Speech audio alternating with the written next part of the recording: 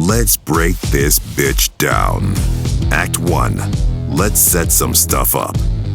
Our film about a man randomly showing up in dreams begins as you'd expect, in a dream. Nic's character Paul Matthews is busy raking up leaves next to a swimming pool while his, as we soon find out, daughter is sitting at a table nearby. Suddenly, something falls from the sky and shatters the table the girl's sitting at, scaring the shit out of her, but Paul just kind of looks up nonchalantly for a second before getting back to raking. She finds that a set of keys with a frog keychain is what shattered the table, then suddenly a shoe falls into the pool. Paul Matthews says, "It's okay, sweetie," in a kind of nasally voice that I can only describe as a nerdy, wet blanket suburban dad voice. Yeah, he's got this interesting way of talking throughout the whole film, which also feels very not Nic Cage. Mm-hmm. Yeah. Yeah, it definitely helped kind of set him apart from Just like high-pitched, reedy, Yeah. kind of whiny. cucky voice. Would you fucking stop? Suddenly, she starts floating into the air while begging for her dad's help, but he barely reacts since there's a lot of raking to do. I mean, I get it.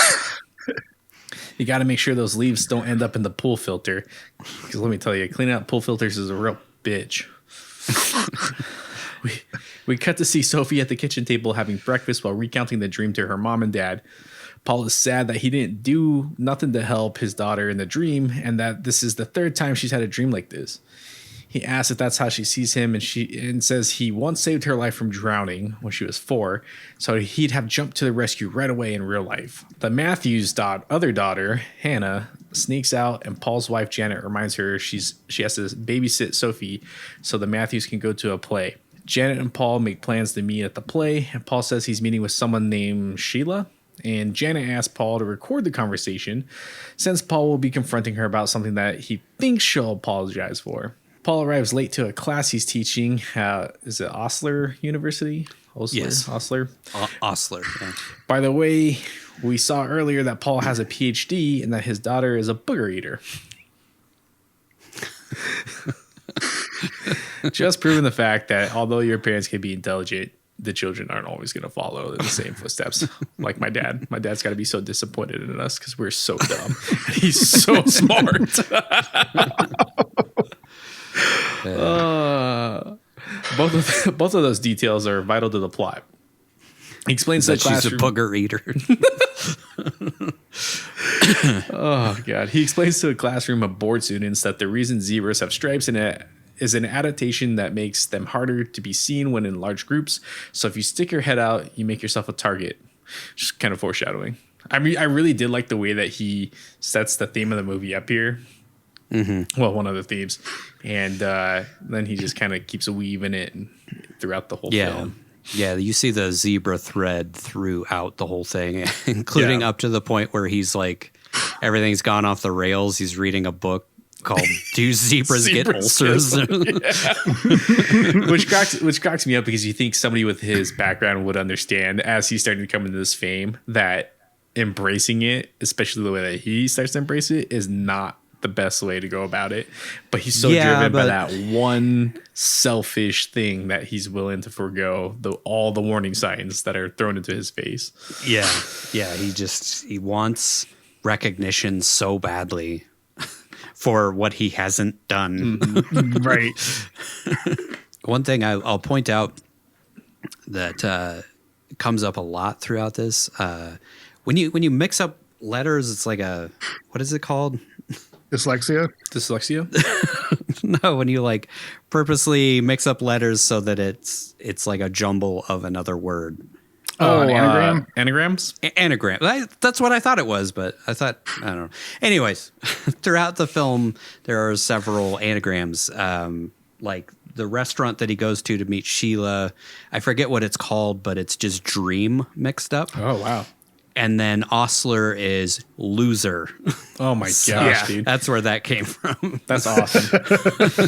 Which we will see later on why that comes up. But I really do think that this film should be taught in film school because he did such a great job at including little things like that, but then also just nailing the themes that he wanted to talk about, like sticking your head out of the crowd, the on collective subconscious, your shadow, like the shadow version of yourself, like all those themes. He does such a great job at weaving it into the story, which is why I think maybe some people didn't enjoy the movie so much, because you were kind of forced to be a little more analytical on it, to really understand the point that he's trying to make, which not everybody wants to do when they see Nic Cage. They just want fun, goofy action movies.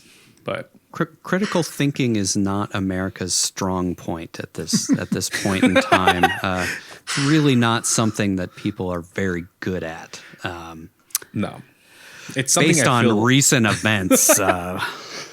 It's something I feel like has actually gone down over the years. Having been in positions where I've had people that need to be thinking critically and they don't. They just want that easy button. It's just everybody's so comfortable now that they don't want to put themselves in a position where they have to be uncomfortable, even if it is for a couple minutes. And so they always just try to hit that easy button. And that's another theme of this movie too, right? It's like moving outside of your comfort zone, and sometimes it works, sometimes it doesn't. But Paul notices some students chatting, and they're real dicks about it, but it's clear that the girl is recounting a dream that she had about Paul. We cut to Paul showing up to a restaurant, and the maitre d' looks at him like she's just seen a ghost. She swears she knows him from somewhere, and he suggests she might have known him from Osler. She dismisses it as deja vu and then calls him Brian. Brian, right? Paul. No, Paul. They just set him up as such a loser. It's so perfect. He does such a good job in these roles where it's like, He does. like, I don't know. Nic Cage is like one of the coolest guys ever, and then he can play a loser so well. Yeah. Yep. Really can. Some neurotic, pathetic guy. Some of his best roles. Yeah. At a table, we see Paul hilariously rehearsing what he's going to say to Sheila while moving his head around and staring at the table. Again, another great physical performance from him in this one. That was apparently all Nic Cage. And I believe Christopher Borgli had no idea that it was going to be a running thread until he saw in the edit, like while he was editing, he's like, oh, he did it again on this. Yeah. Like in the dinner later on, when he does that. So good to see. It's been too long. He pulls out his phone to record the conversation for his wife so she can hear what a badass he is for giving this bitch her comeuppance. When Sheila arrives, he says, "It's been too long, Sheila," while doing the exact same head move that he was practicing earlier. And she says she barely recognizes him, since I'm guessing he was much less bald, pudgy, and gray-haired the last time she saw him. Fuck, weren't we all, though? He confronts her about publishing a paper using theories that he came up with, and we cut to him in the car listening to the recording, cringing at how terribly he handled the confrontation. He says she wasn't even interested in his research on swarm intelligence back in grad school, but was rather focused on... Might as well have been. That'd been great. Yeah. Wrote this paper in fifth grade. Nobody wanted to publish it. He's like, but that was my idea back in fifth grade. You took it. I wrote it in crayon and everything. And then I ate a booger.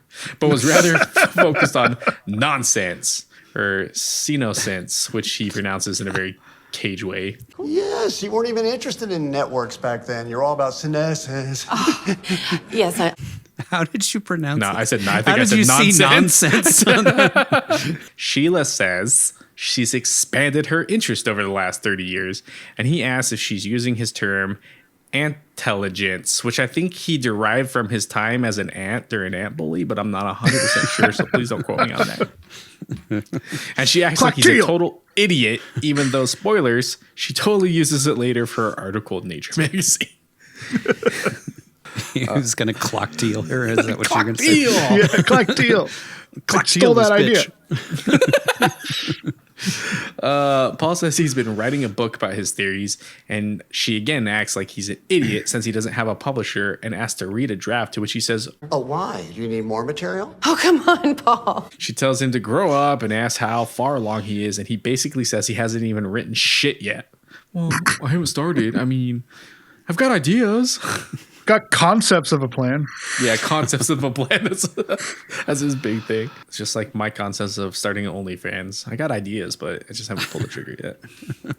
Back in the car, Paul starts skipping through the conversation, and we hear him beg her to at least credit him in her paper before saying, "Please, Sheila, I need this." Well, almost crying. So like we're really painting him to be a pathetic loser from the jump. He's just such a wet blanket. Even towards the end, he just kind of is like, okay, well, But I that kind of happened, I guess. I don't know if this was intentional or for me, it's just maybe myself, but watching his performance in the beginning and how they painted him to be such a loser, I really kind of felt like I was watching Bryan Cranston at the beginning of Breaking Bad, right? Watching Walter White at the beginning of it. And so I was kind of anticipating maybe his trajectory would be up and he would become a little bit more of an alpha. Spoiler alerts, he does not, which I'm glad they did not go that route. I love that he stays the same person throughout the entire film. I really did. I did like that a lot. Yeah, but it is similar to Breaking Bad in that like a lot of this is his own fault. So it's him getting in his own way. Yeah. Yep. We see Paul waiting for his wife at the play, and some mob boss looking dude stares at him while he smokes outside. Janet asks how the meeting with Sheila went, and Paul says Sheila totally saw his argument, but they didn't fully resolve it. She asks if he recorded it, and Paul says he didn't, since that would be unethical. We cut to them watching the play with a beautiful shot of the entire crowd engrossed in the story while Paul looks sad while staring at the floor the entire time as the camera slowly zooms in on him. Yeah, I love that shot. After the play, Janet and Paul bump into some guy named Cosmo and some sugar boobed lady. Some sugar boob lady who thinks Paul has a real head for knowing. Wait, no, sorry, that was Moonstruck I was thinking of again. God, I love that movie. Paul and Janet run into an old girlfriend of Paul's who also immediately belittles Paul when he asks if she just saw the play. Like, this guy gets no respect throughout the film, the entire film. I swear, like, nobody respects. Well, one person respects him, then not so much. Yeah. For a minute. For 30 seconds. Yeah. Claire says Paul has been on her mind a lot lately, and Janet asks how they met. Paul says they used to date, and Claire acts like it's insane that she could have even found him attractive in the slightest. After that comment, Paul says he hasn't thought about her in a while, and she's kind of a cunt about that too. She says she's been having dreams where Paul pops up and just kind of roams around in the background. She recounts a dream where a good friend of hers is lying in the street dying, and out of nowhere, she sees Paul strolling by. He says, "That's so strange. So I don't help at all. I don't intervene," while looking at his wife. And then Claire says, "You're still doing that? Searching for the insult?" Jesus, Claire seems like a real bitch. He's got a real type, if you notice. He does. Cunty Alpha females. Yep. It's just kind of a same face cunt look. I don't know what it is. It's just kind of the Midwestern cunty white lady. Yep. Yeah. Yep. We'll leave it at I don't know how to describe it better than that. Like, Yeah. No, yeah, that's pretty accurate. Claire says that her therapist suggested she reach out to Paul since maybe she and Paul need to sort through something. She asks if she and Paul can grab a coffee while Janet seems jealous, and it's revealed that Paul changed his last name to his wife's when they got married. I mean, I don't blame him. I plan on doing the same thing if I ever get married. Mainly because I want a white last name, but you know. So you don't get deported. Exactly, dude. They're going to be gunning for me now. Yeah. Ramirez. You were born here. Doesn't matter. Get out. Got nowhere to go. Doesn't matter. Doesn't matter. I don't even speak Spanish. Are you gonna learn? Here's a hook on phonics. Or no, here's a Duolingo. How did we make that joke? Nobody knows, but we made it. I know we'll get some shit for commenting on this. It's a new progressive thing to take your wife's last name after getting married rather than the traditional way. But in the context of this film, it paints Paul as a effeminate pansy who just gets completely thrown away any of his own masculinity or identity. Wondering what his, like, personally, I was wondering what his maiden name was. His maiden name. That way I can know what to call him when they're divorced. Do you think he keeps his wife's last name? I don't know. Probably. Probably, yeah. Yeah, I think so. No, I'll say that later. We see the Matthews back at home, where Janet is questioning why Paul got all nervous around Claire, and Janet is concerned about Paul meeting with her privately, which is just like the one guy you should never be worried about. She asks Paul if he's ever fantasized about other women, and he nervously says, "Yeah, of course I have." And she asks if he's ever cheated. Paul says, Oh my God, Janet, do you really think I'm that cool? Do you think I could handle the emotional burden of having an affair? No. she laughs at him since she knows he's basically dryer lint in human form.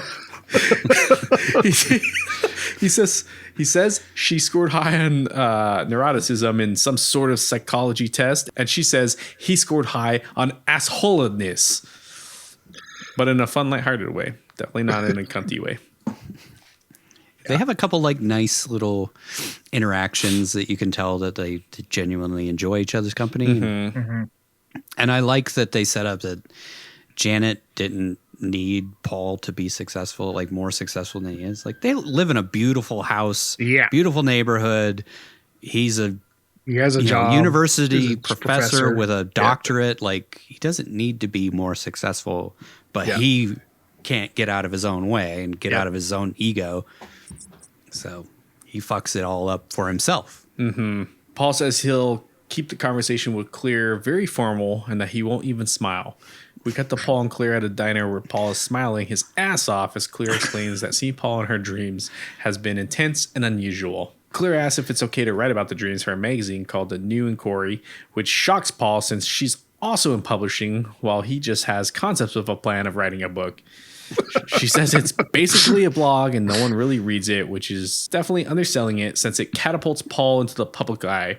Again, she knows him, so she's trying not to get that woe is me Paul before she bails on him. That's what I took away from that scene. She don't want to deal with his sad ass.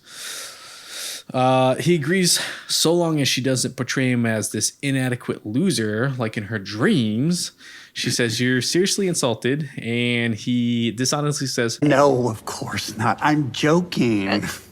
In a goofy Ned Flanders kind of tone. It really was. It really did remind me of Ned Flanders.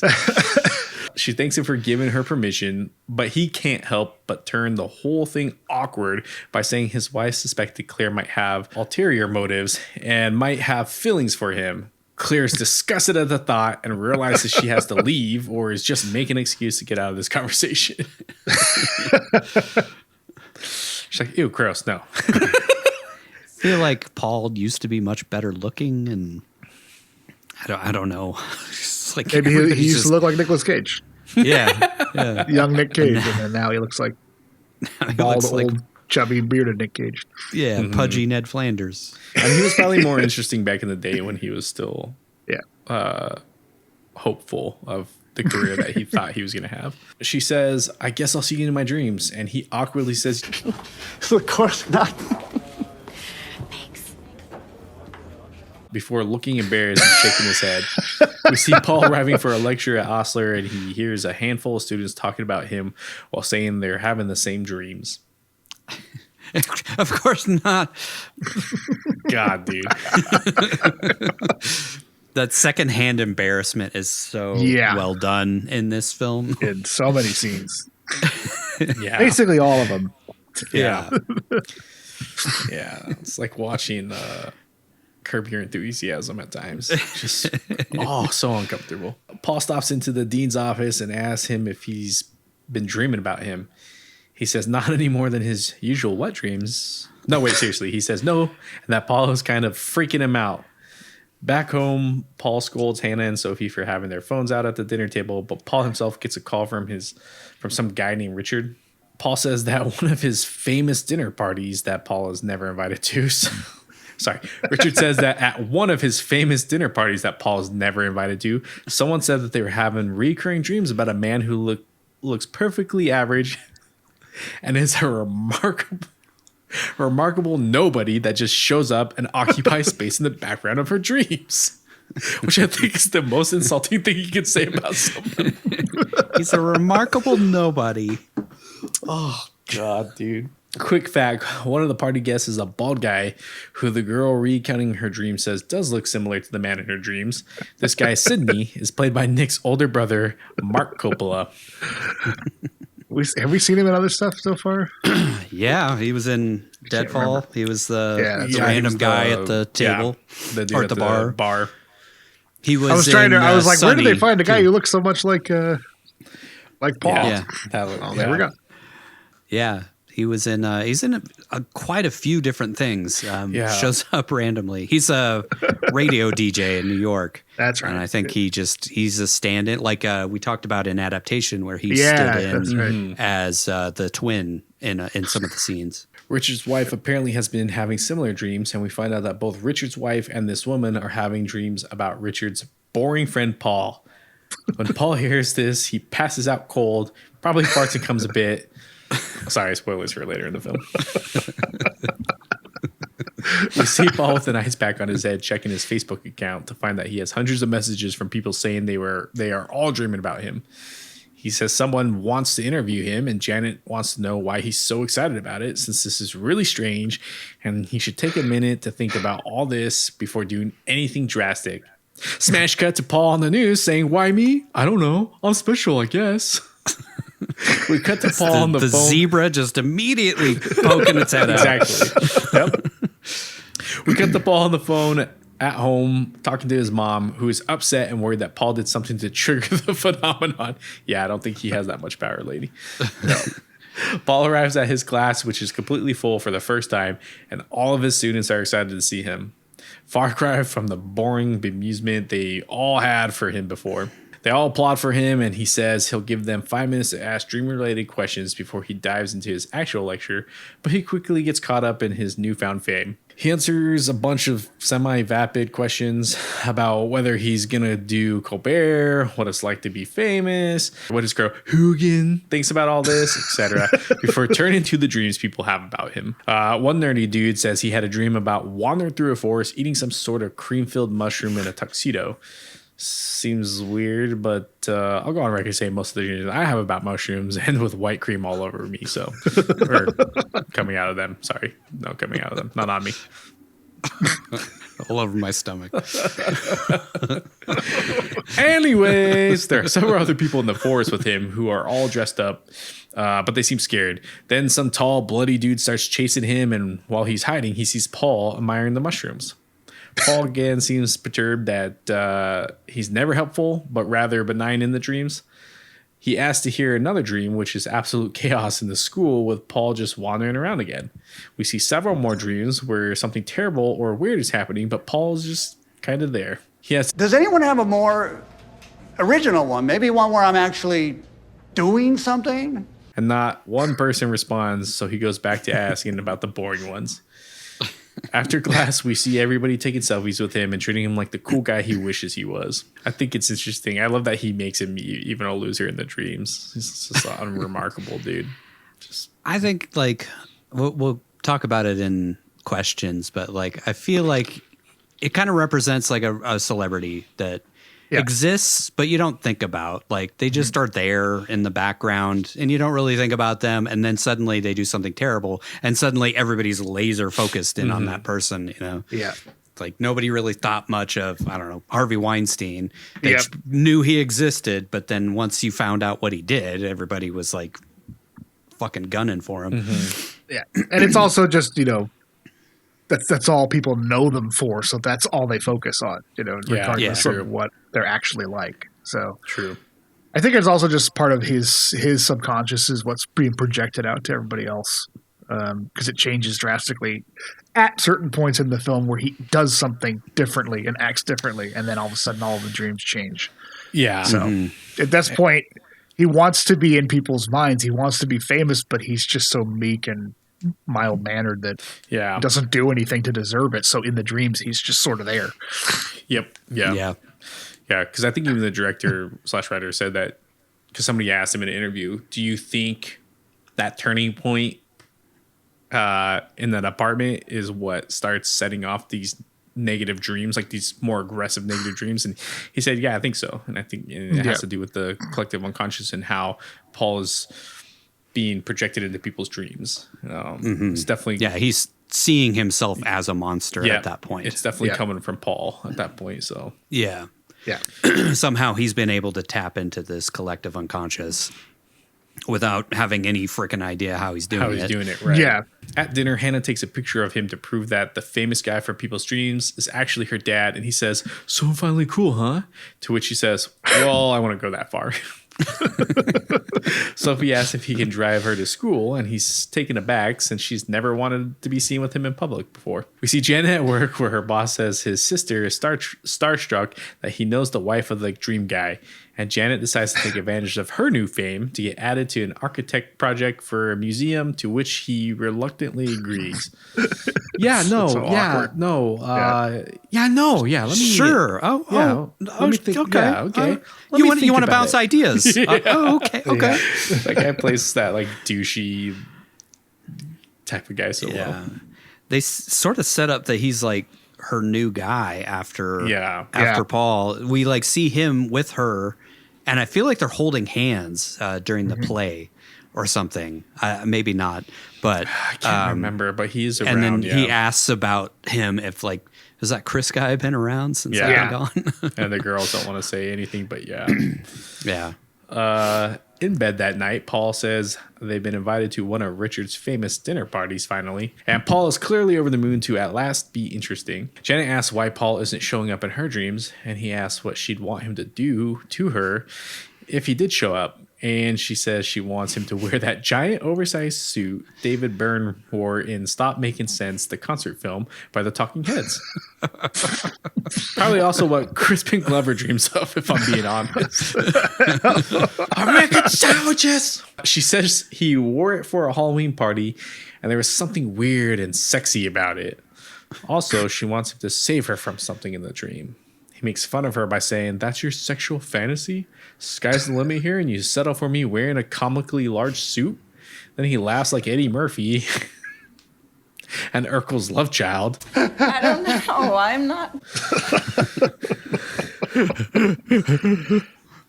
like that. Yeah. Janet then asks if he thinks other people are seeing him naked in their dreams, and Paul asks if that turns her on, which she seems to kind of like it. They start burning down the house since Paul is a genius of love at making flippity flop. Sorry, those are all songs from Stop Making Sense. He used his little psycho killer to leave her cross-eyed and painless. That's all I'm saying, okay, folks? Psycho killer. If you haven't seen Stop Making Sense, it's fucking incredible. It's like the best goddamn concert film ever made in the history of time. Like, even if you don't like Talking Heads, it's fucking amazing. I want to go that far. I mean, I think the One Direction film was better, but that night, some schlubby dude breaks into their house and wanders around until he finds a knife in the kitchen. He then walks into Paul and Janet's bedroom and says, "I have to kill you, Paul." Janet calls the cops, and Paul is kind of helpless to do anything to help his family, as this maniac kind of just slumps in the corner while struggling to control his schizophrenic episode. Quick fact, Nicolas Cage added the stalker scene to the script, basing it on a real-life event, which is terrifying. That's Jesus. Yeah. terrifying Crazy. to know. Yeah, I mean, taking away the fact that it actually really happened to Nicolas Cage, like, if this guy actually would have tried anything and not just slumped in the corner, he would have just killed them all because Paul did nothing. Paul didn't do anything. He didn't do anything. And neither did anybody else, but like Paul is supposed to be the man of the house. He's supposed to help with this, but he just like kind of stands there and puts his hand over his mouth the whole time. Yeah. Put the knife down. Which they all know is subconsciously what he would do, because that's how he shows up in their dreams. And he doesn't do anything. Right. Exactly. Yeah. He's living he is the same person in the dream as he is in real life. He's unresponsive. He's incapable of actually taking action.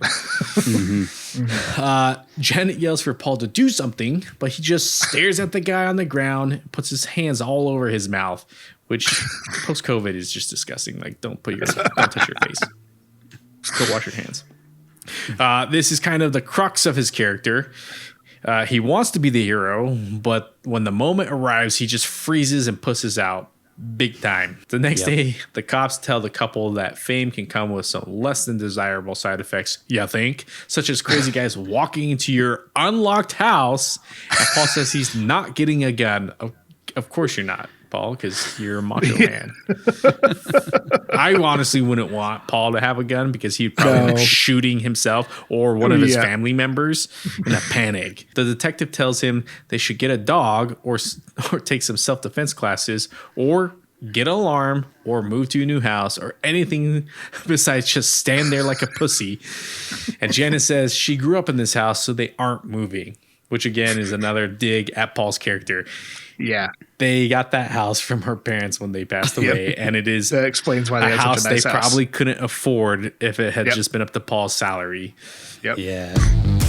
Act 2. The conflict. Janet says they should try to cool off the fame train and that she didn't want him to do the stupid news interview that he did in the first place because she knew that something like this could happen. Back at Osler, Brett, the dean, Tim Meadows' character, says Paul is playing with fire, feeding into the story on TV, and Brett seems to think all of this dream nonsense isn't random, but instead brought on by people seeing him on TV and wanting to be part of the story, which, I don't know. I feel like there's a possibility that it could have started with him just showing up in people's dreams around him. Yeah. Were related to him in some way, either students at the college or ex-girlfriends, whatever. But then once he started to feed into it and it grew, other people started to say that they saw him in the dream or similar to the thing that this was all based on, where it was all these people said that they dreamed about him, but then it turned out that they were just lying because they thought that they saw him in their dreams, but they didn't. Right. They want to be cool. Just something put together by an ad agency called Thoughts. Brett argues that it's not possible for everyone to magically dream about one person and that Paul only suddenly believes in metaphysics because it makes him feel special. Which is kind of true. Mm-hmm. Paul argues that the crazy guy was a one-off thing and that he wants to use his fame to get a publisher for his Intelligence book that he hasn't even written. So that's where this whole comes down to is I could care less about being famous, but you could tell he really does like being famous. Yeah. But he wants to use this to get his book written that is stolen from him anyway, so it doesn't really matter. And no one's going to care about it. Not stolen from him because he never fucking wrote it. So, Brett makes fun of him for having a midlife crisis, and Paul says, Oh, come on. You're the one who just bought a fucking Kawasaki. I love that so much. When you start, you see the Kawasaki later on, too. It's that classic Cage starting to unravel. Yeah. That he does so well. Just a little boiling over the top a little bit. Yep. We cut to Paul at a PR agency called Thoughts. Thoughts? Question mark. I get so mad every scene that this takes place in this place. Hate it so much. It's because these meetings really happen. Yeah, this is real shit. And we get a great shot of Paul thinking while the word thoughts just comes out of his head. I love that shot. Definitely intentional there. Mm-hmm. A cute girl named Molly escorts Paul upstairs, and in the elevator, she admits that she's had nonstop dreams about him every night. He asks if he's been behaving himself in the dreams, and she says, "No, you're not. No, not at all." In a conference room, we're introduced to Michael Cera's character, Trent, who says he's been dreaming about this meeting. Paul says, "Really?" And Trent says he's literally had dreams about this meeting, which aren't part of the whole "who's this weird guy in my dreams" thing. And Paul says, "I'm weird?" And then Trent quickly backtracks, saying, "No, not weird. The situation is weird. In that Molly's dreams have been nuts." As in, she's been dreaming of Paul's nuts. Why would she tell them about that? I don't know, man. That's yeah. Why would you admit that to your coworkers? Yeah, totally. Why? Yeah, you know the guy everybody's been dreaming of? I've been gargling his nuts every night. What? He just shows up in the background of my dreams. Trent introduces Paul to another woman named Mary, and they all say that they wish people were dreaming about them. Ugh. This is so real. I hate this so much, but it's so real. Trent explains that their agency is new and that they are focusing on pairing brands with unconventional celebrities such as Paul, and that he is currently the most interesting person in the world, which makes Paul giggle like a schoolgirl. Whatever that laugh is that he does. They ask him what he hopes to achieve and what his dreams are, to which he says he wants to write a book. They're stoked until they find out that he wants to write a book about the collective hive mind of ants rather than about himself, since they wanted to sell the movie rights.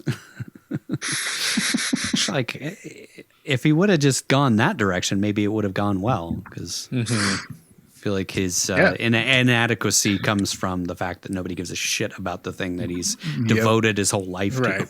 He should have took the Hawk Tua approach and just leaned into it. Lean into it. Lean into it. Literally, lean into it. Oh, wait, no, sorry. He tried.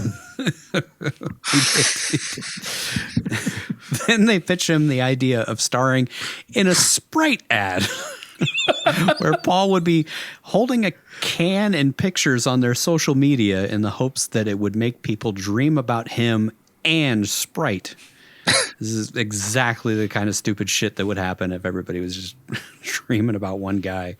They ask him if there's anyone famous they might have heard of in the space of like that Paul's trying to enter with this book. And he rattles off Robert Sapolsky and Herman Tig. And they say those aren't really celebrities. Paul says he doesn't care about fame, which is a lie. He just wants to use this as an opportunity to get some recognition for his work. Which is the same thing. Yeah. After he says he's not interested in doing Sprite ads, Mary says they had an idea to have Obama dream about him. Paul says maybe this isn't really what he's looking for, which causes Trent to say, "Can we start over?" And then Trent just awkwardly stares out the window for a really long beat while Mary and Molly uncomfortably fidget. This is the most like awkward, uncomfortable moment, I feel like. No, it isn't. In a film full of uncomfortable moments. No, it's not even close, but it is uncomfortable. It is uncomfortable. Trent turns around and says he lied about dreaming of Paul, but he has been thinking about him a lot and feels like they can do something special together. You know, I was lying. I haven't dreamt of you all. So it's interesting because if he's being truthful there, then it means that some people aren't dreaming about Paul. Yes. And it means he really doesn't give a shit at all about Paul, not even to the point of even subconsciously dreaming about him. He's just trying to do this as his, dumb licensing deal that he wants to make a bunch of money off of. Mm-hmm. And then he's kind of stuck with him after that because like they had already signed the deal, and now he's having to go to frickin' France with him. Yeah, I kind of feel like Molly's not even dreaming about him. Like she's not part of that collective unconscious or the collective unconscious. She's dreaming about him only because he's become like a mainstream media guy. And that's why her dreams are so much different than everybody else's. Yeah. Yeah, it's interesting. Makes sense. Trent suggests they go forward with his plant book, to which he corrects them and says it's about ants. Ants! Oh, sorry. Nobody gives a fuck about your book, dude. Wait until I write Ant Bully, then you guys will care. Get Lily Tomlin in it. Oh, my mama. Paul makes sure there will be no Sprite ads, and Trent asks for Paul to keep an open mind to their pitches and that the open door is wide open right now to work with Sprite, and he reluctantly agrees. I wish they would have actually had him do that. Christopher Borgley, he said that he wanted to find like the most innocuous, like mainstream ad company for that. Like, just thought Sprite was funny. Which is perfect. It's perfect. I don't know why it's perfect. Anymore. Yeah. In the elevator, Molly, who has been making bedroom eyes at Paul throughout the entire meeting, asks if Paul has plans for the night. He says he has an early flight to catch, but then she says, asks if they can grab a drink. Like, I can come meet you wherever you are. We cut to Paul on the phone with Janet, exuberantly praising the PR agency and how great they are, even though that is categorically false.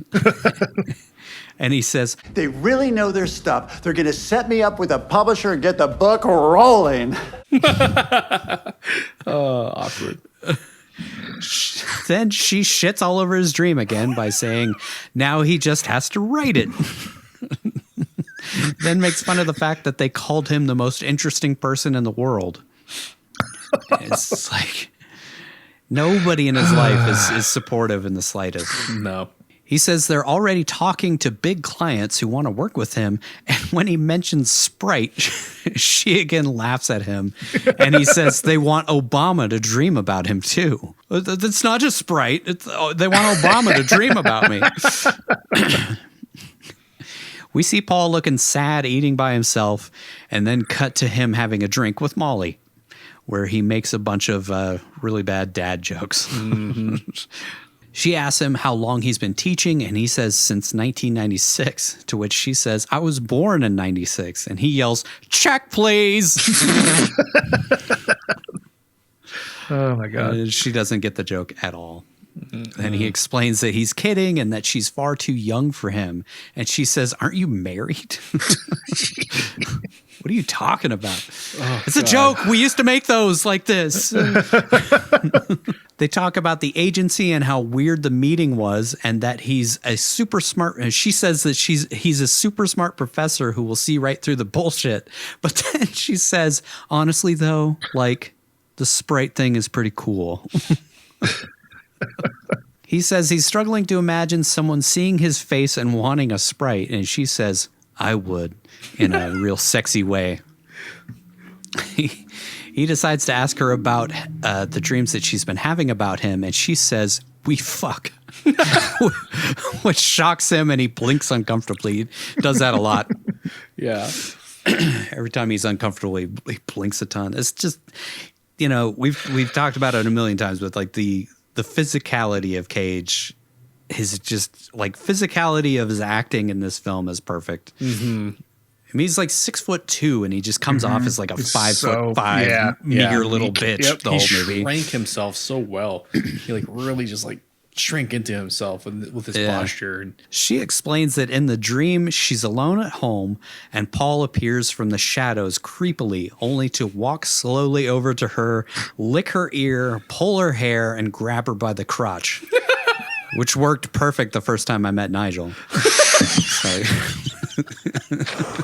Yeah, it's an underrated move. This whole thing got started way back when. Mm-hmm. Oh, God. Something funny that we should probably mention is like when you see the dream, like the walls are missing most of the artwork. Like her apartment is very like, you know, sparsely decorated. And then when you see her real apartment, there's things all over the place and books is, you know, all over. And so it's kind of like painting that, you know, when it's a dream, it's kind of not quite real. And then when it's reality, you see what it actually is. Like things are fleshed out. Mm-hmm. Like even the trees in the background, you only see like one tree, and then everything is darked out, which they actually did intentionally. They like covered any lighting sources outside so that it would only show that one tree. Yeah. Yeah. He talks about that quite a bit in interviews. And then like, even like, he's like, if you look at any of the books or anything that has text on it, it's all gibberish. Mm-hmm. Yeah. Because he wanted you to be able to tell the difference between a dream and reality. Although he did say kind of as they get towards the end of the film, they start blurring that even more to make you wonder, you know, as his life is unraveling, like what's real, what's not real. So. Yeah. I have a lot of questions about that of like, you know, like he even said, I listened to the commentary. He was like, I don't want to give anything away, but there's something, you know, about lucid dreaming. If you watch that scene, like when he's in the basement and he's trying to flip off the lights and all that kind of stuff, it's like, so at what point does the dream take over? Yeah. And is it the whole end of the movie? Is it actually a dream or is it reality? I don't know. It's kind of hard to tell. Mm-hmm. Paul's excited, not just because a cute girl is having sex dreams about him, about the most boring person imaginable, but also because everyone else seems to dream about him walking by with a Reader's Digest in his hand or something, just kind of in the background. She says the sex is incredible in her dreams, so he decides to grab them both another drink. So he has like a quick like vision of them having sex too. Mm-hmm. We see him in the bathroom looking at himself in the mirror, and it's clear he's conflicted on whether or not to try something with her. Back with Molly, she notices some people staring at Paul, which we should mention this happens on Halloween, I guess, because everyone is wearing costumes. Yep. Or maybe this is actually just a dream that Paul is having, which could also be true at this point. You know, you don't really know. I mean, I'm going to be dreaming about Vince tonight. Bald cap. Paul asks if they should leave since he doesn't want people thinking that he's there with a younger girl rather than his wife. And she suggests that they go back to her place and reenact her dream. And then suddenly a guy dressed as Paul enters the bar and stares at him before we cut to him following Molly to her apartment building. The exact same outfit that Vince has got on. Yeah. Which, if I remember right, he said that they actually didn't plan on doing this, but they were actually shooting on Halloween and just happened to like find some people with costumes. On the couch where Molly's sex dreams all happen, she says, "You have no fucking idea how crazy this is to me." Paul says he shouldn't be there, but Molly begs him to stay, and then she changes into her PJs. She tells him to go stand in the corner like in the dream, but he keeps ruining it by talking. So should I come out? What do you want me to do? He again reiterates that he's married, and she says he can stop anytime he wants. Paul walks over to her without talking, sits down next to her while giving her a goofy look, and she tells him to touch her. He hesitantly puts his hand on her leg and shakily asks, What? when she gives him a look. He's just so not the cool guy that he wants to be. She says he usually takes the lead in her dreams, and he asks what she wants. Molly kisses him, then starts to unbuckle his pants. Then Paul farts, much to her disbelief, and he apologizes and says, I'm sorry. It's just nerves. It's okay. Don't worry. The body sometimes. It's fine. Biologically speaking, it's actually quite... It's fine. Relax. It's healthy. Okay. oh, God. She reassures him it's fine and gets back to it, but then Paul comes in his pants before she can even unbuckle his belt, farts again, then gives a look that's a combo of shame, disgust, and remorse. It's kind of indescribable, but amazing. Oh, God. Did you just come?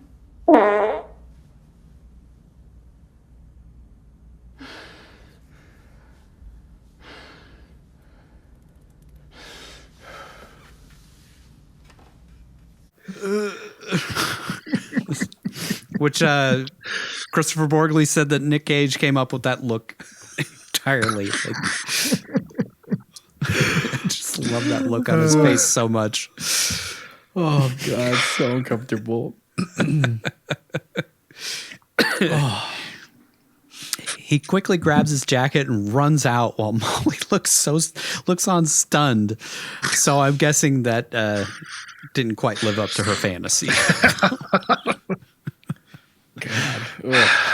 His farts comes, he farts, runs out. Oh, man. We see Paul in his room, his hotel room, screaming while not being able to sleep, which they like cut the audio, but he apparently was like, and I farted or something like that. Oh, Jesus. We don't hear him over the music.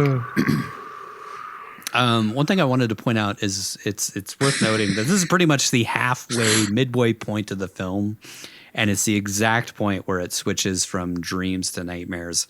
There's this writing technique that I've used in the past that's kind of like dividing your story up into a clock and kind of making things mirror each other at different points in the film. And I feel like he must have employed some of that when he was writing this, because it has like, this is right at 6 o'clock if we're going by the clock. And then the dreams start at like 2 and then they end at like 10, It's kind of perfectly divided up like that. We see Sophie, Paul's daughter, in her bed at home, where she has a nightmare of her dad kicking open the door and coming at her like Benjamin Gates trying to get arrested at Buckingham Palace. It's the same one.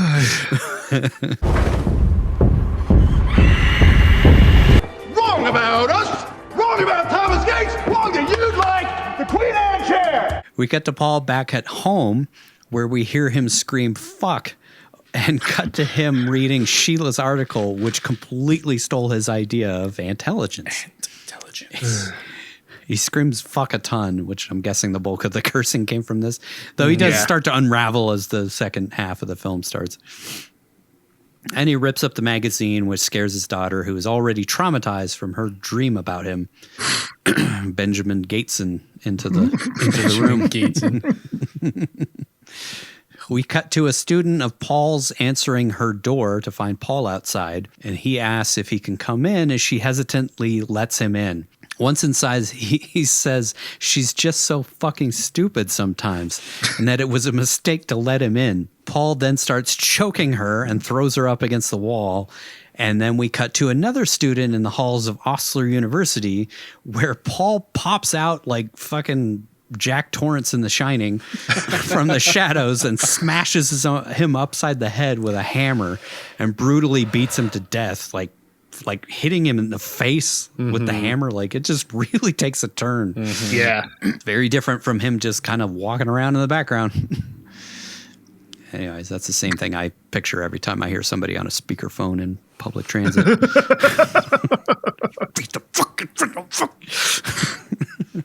We cut from the nightmares to Paul showing up to teach his class, only to find it's mostly empty.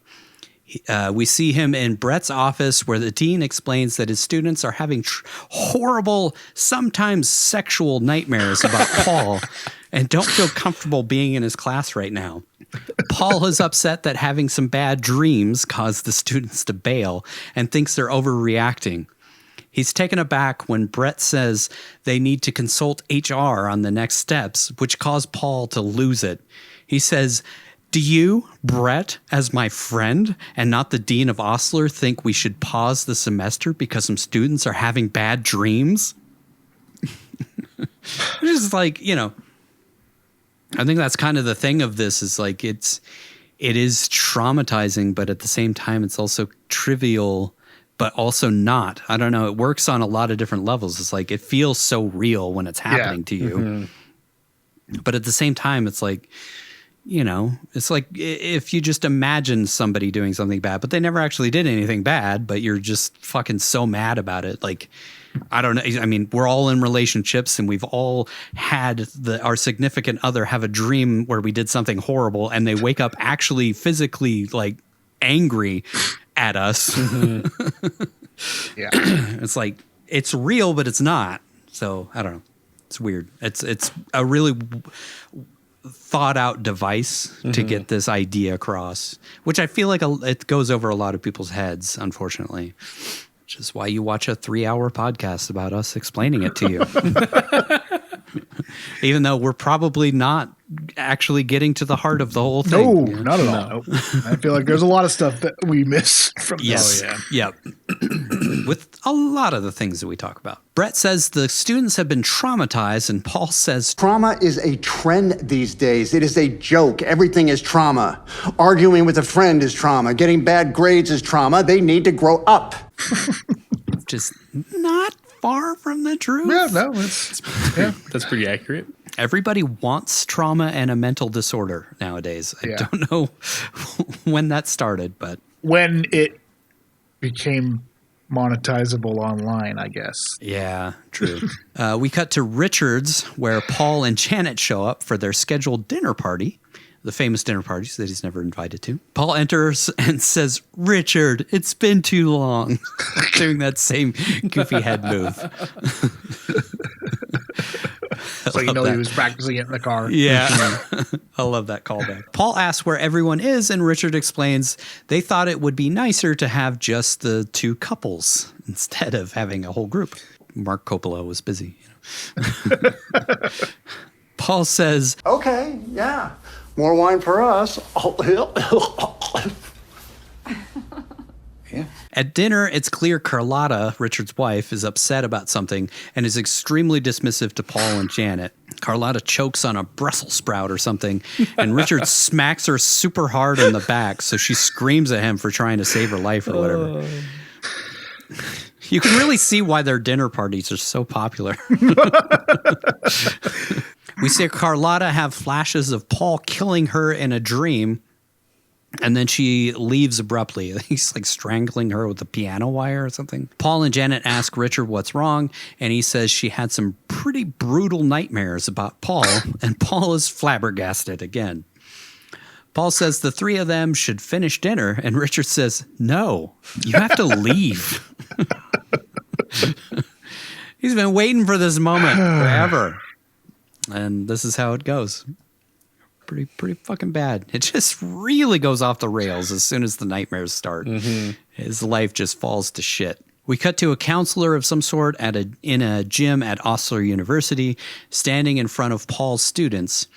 She says she wants to do some exposure therapy to help them get over all of the Paul killing and raping them in their dreams stuff. She starts by showing them his picture while they all avoid looking at it. Then she invites Paul into the room from the other side of the gym.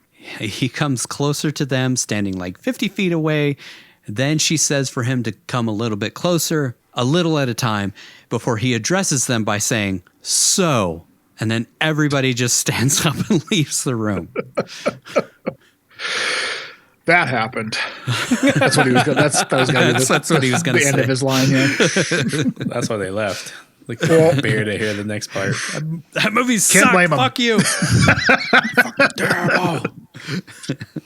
I don't know. I'm traumatized from having watched that movie. Yep. Imagine that being your nightmare endlessly every night. It's just random scenes from Spirit of Vengeance. Act 3. It's about time to wrap this thing up.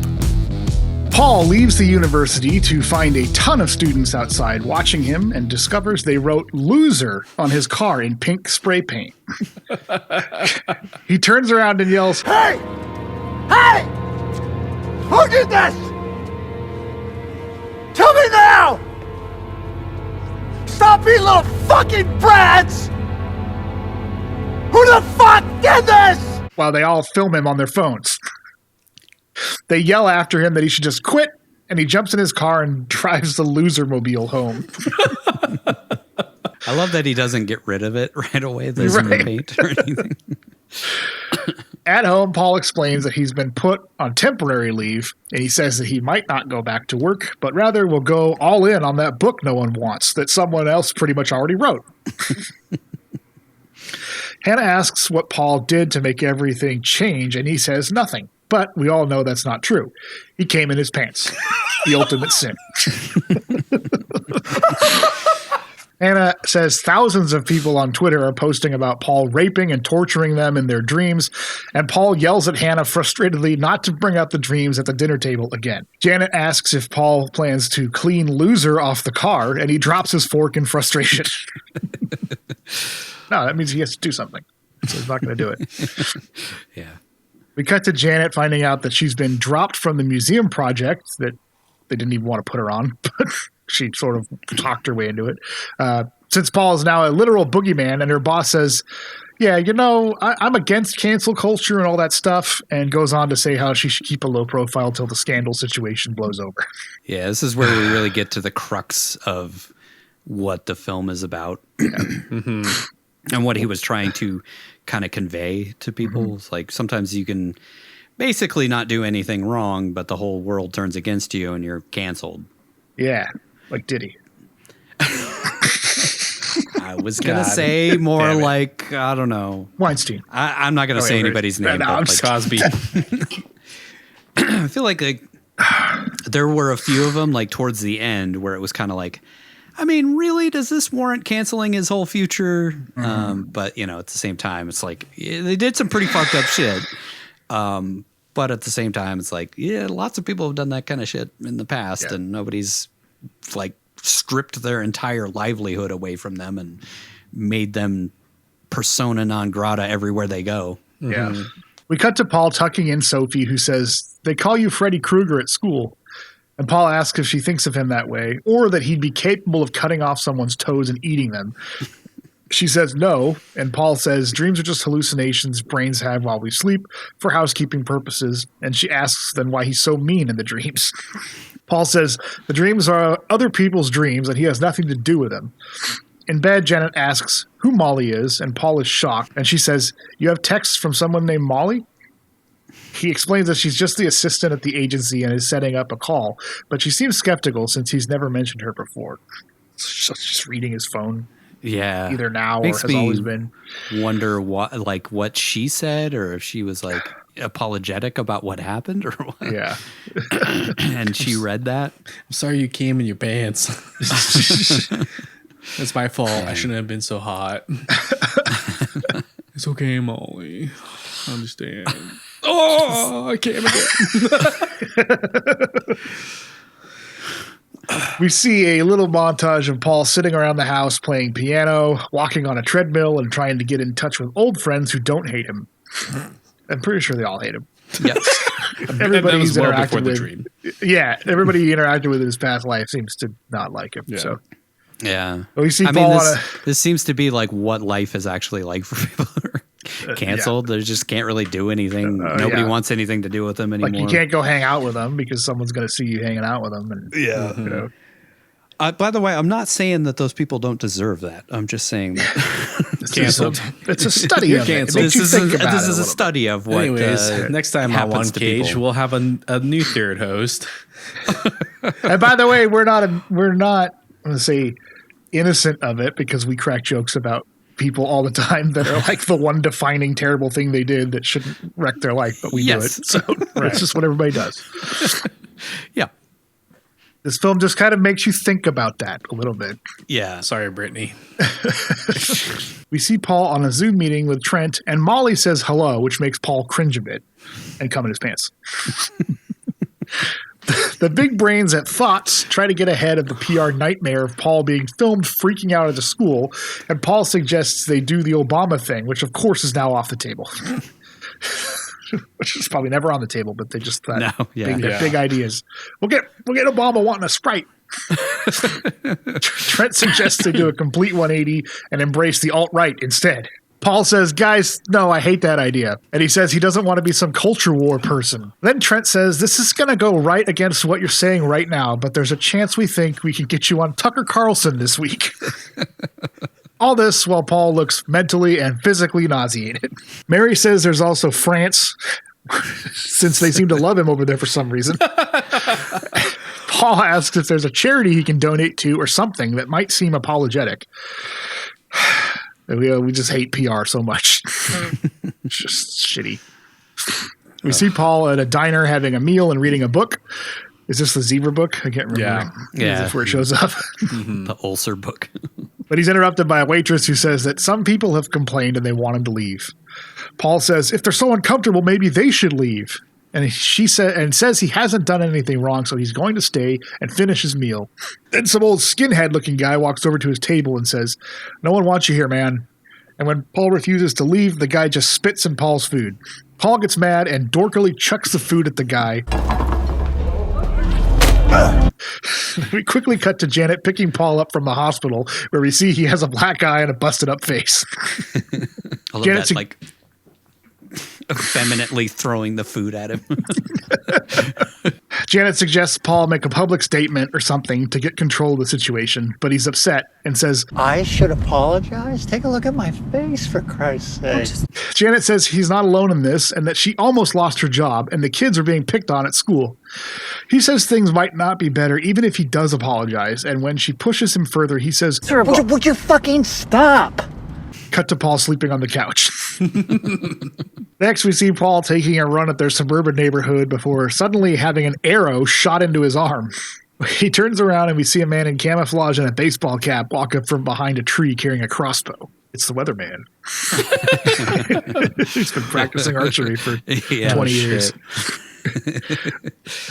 Paul starts running again, and again he's struck with another arrow in the shoulder blade. He makes it all the way to his backyard of his house and slumps down on a step while trying to pull out an arrow.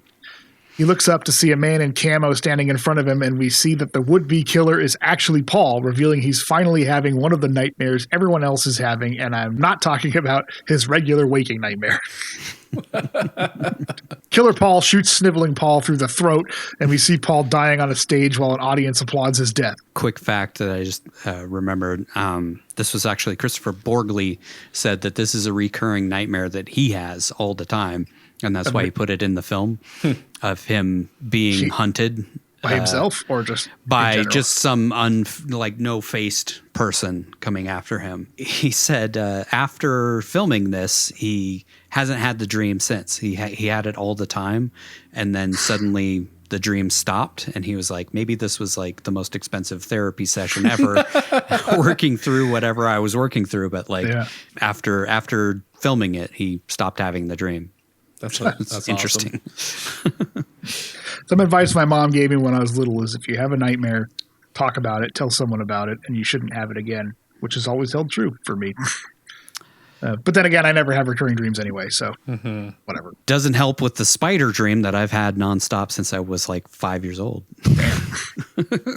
We then cut to a parent-teacher meeting where Sophie's principal asks Paul not to come to his daughter's play. Paul says it's ridiculous. It's a ridiculous thing to ask, and he wants to be there for his daughter. But even Janet tells him he should just stay home. Then Paul says, you're aware that I have a PhD, right? And that you a BA? What I'm saying is I don't need your opinions on pedagogy. So Vince, pedagogy is a method and practice of teaching, especially as an academic subject or a theoretical concept. And no, I didn't just look it up because I had no clue, by the way. This fucking guy. The principal or teacher says that the kids will feel unsafe and points at Paul's face, saying obviously that fear is warranted. Janet says Sophie shouldn't be punished, and Paul begs her to take his side, but she won't, since she just feels like Paul is being stubborn and just wants to make a point. Fair. Yeah. Suddenly, a teacher knocks on the door and says, "Hi, sorry to bother you. Do you own that car that says loser?" And we cut away after Paul says, "Yes." That'd be my favorite joke in the whole film. Yeah. How did you know? We see Paul in front of his computer, pathetically talking into a webcam, sobbing while apologizing since he didn't know what people were going through until he had a horrible nightmare of his own.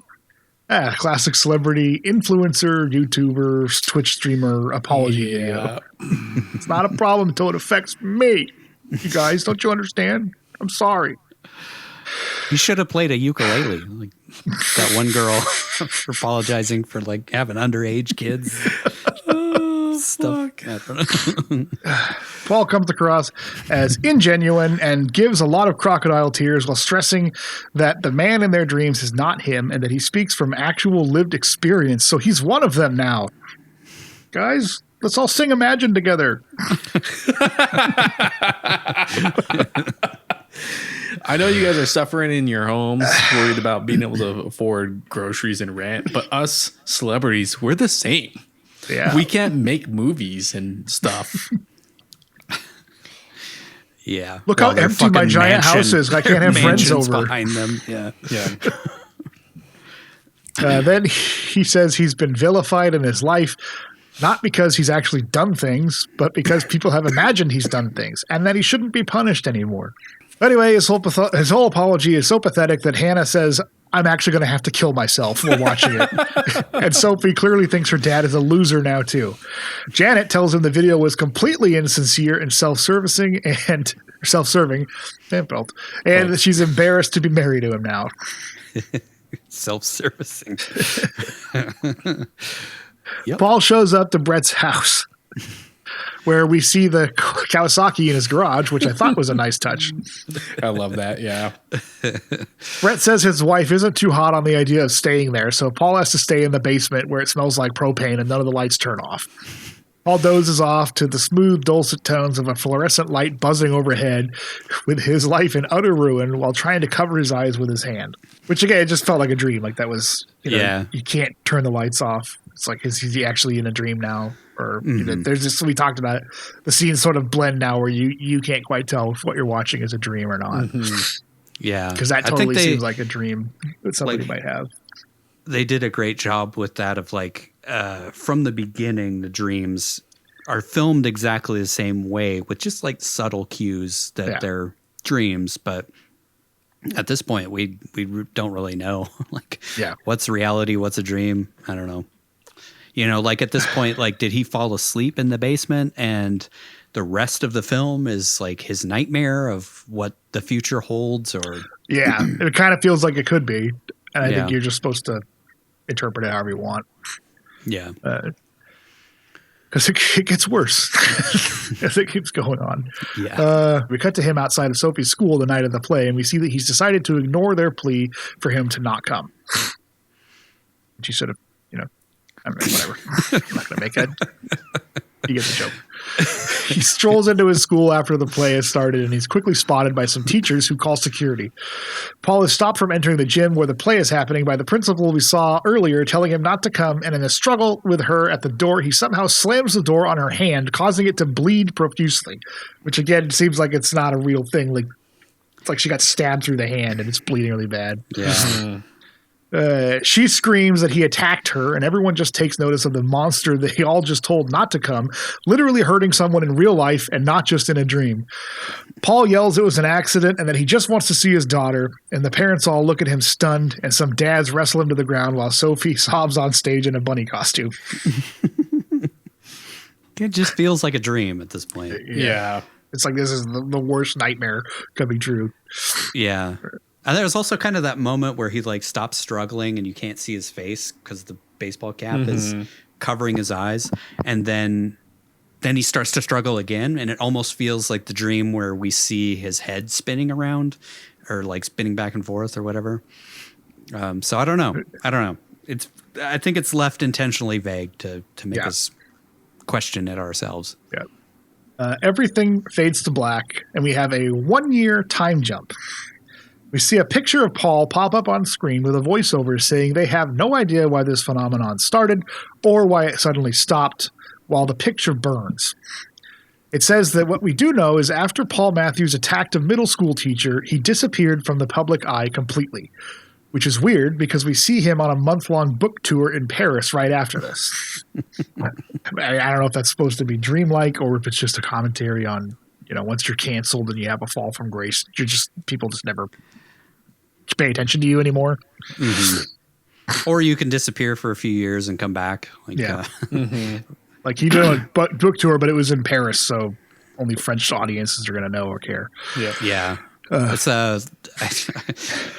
not to bring up a canceled person, but Louis C.K. said that he had to go to Poland in order to do shows for a while before he was able to slowly make his comeback, which he hasn't come back really. Right. It's just kind of he's back doing stand-up again, but there's still people who are just fuck him forever. Yeah. But something great came from Paul's dream scenario. The fucking device that allows douchebag advertisers to show up in your dreams and sell you Lunchly or whatever garbage Logan Paul types are hawking these days. We see a house full of prototypical young vapid broccoli-haired influencers at a huge Malibu-looking mansion called the Dream House, where they say the next big thing is happening. Ads in your dreams.